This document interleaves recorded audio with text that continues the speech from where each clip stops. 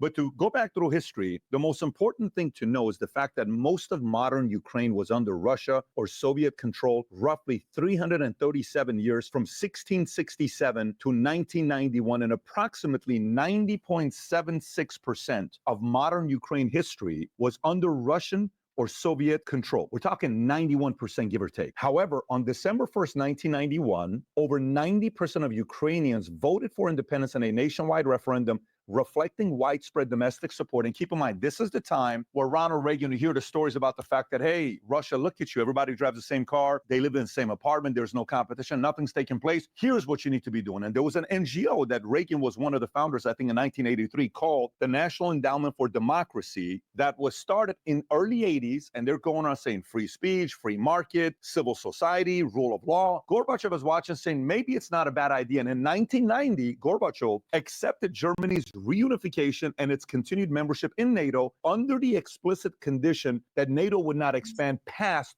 Germany.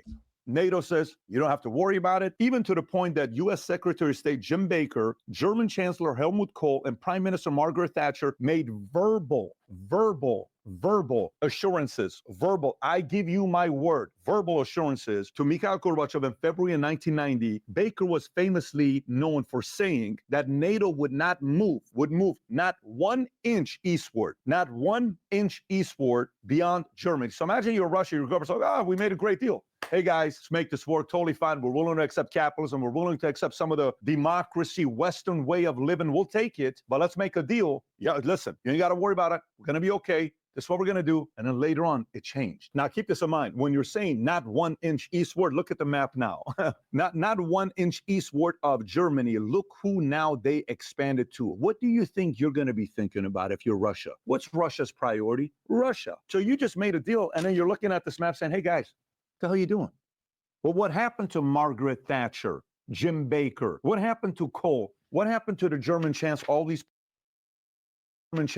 promises. That's huge. That's huge, y'all. I'm still sending out notifications, but that is big. What he's saying right now.